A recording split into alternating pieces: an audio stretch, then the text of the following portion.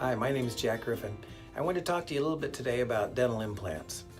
Dental implants are used for a variety of reasons, but the three main reasons that we use them are: number one, to replace missing teeth; number two, to anchor down artificial teeth like full dentures or partials; and number three, and most importantly, is to preserve the bone and the facial structure and lip support. So implants are widely accepted today. I've been placing them for 30 years now with very, very high level of success. So I want to show you some cases and give you some ideas on what they are and how they work and how we go about the procedure. The first case I'm showing you is a young man who lost a front teeth. I think it was because of a fracture. But nevertheless, the tooth had to be taken out. We placed an implant, and that implant is basically an artificial tooth root made out of titanium, and that titanium has threads on it. So again, an implant's an artificial tooth root made out of titanium, and it goes in the same position in the jaw that the tooth roots used to be. An implant often is even smaller than a tooth root used to be, and it's certainly simpler to place and almost always with less pain and discomfort than even taking a tooth out is. In this case, we placed the implant. We put a healing cap on top of it. We call that an abutment, and we allowed the gum tissue to heal. The process of an implant becoming part of you and attaching to your bone is called integration, and that speed at which that takes depends upon you and your situation, and normally on the upper it can take 3 to 6 months. But in this case, we placed the implant. We put an artificial temporary tooth in right away, so he didn't have to go without a tooth. And then after a few months, we placed a connector on top of the implant. We call that an abutment, and that allows us to cement on top a porcelain crown. These can last for many, many years, and as you can see, the look can be outstanding. In the next case I'm showing you, a young lady lost a couple of front teeth, and we didn't want to grind down the rest of her teeth in order to cement a bridge, and she didn't want to have a removable partial, something that's unnatural that she couldn't eat very well with. So we decided to go with 2 dental implants.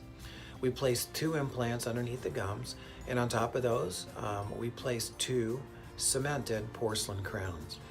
So that gives her support, function, and the aesthetics that she needs to have a great smile. Another reason that we use dental implants is to anchor down artificial teeth. In this case, we have a lady who has a partial, and all a partial is an artificial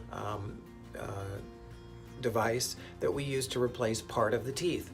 So a partial in this case, if we didn't use implants, would have 2 metal clasps or hooks that went around the real teeth. And that is not always comfortable, and it certainly doesn't look very good. So implants in this case allows us to get rid of those clasps and allow the partial to snap into place.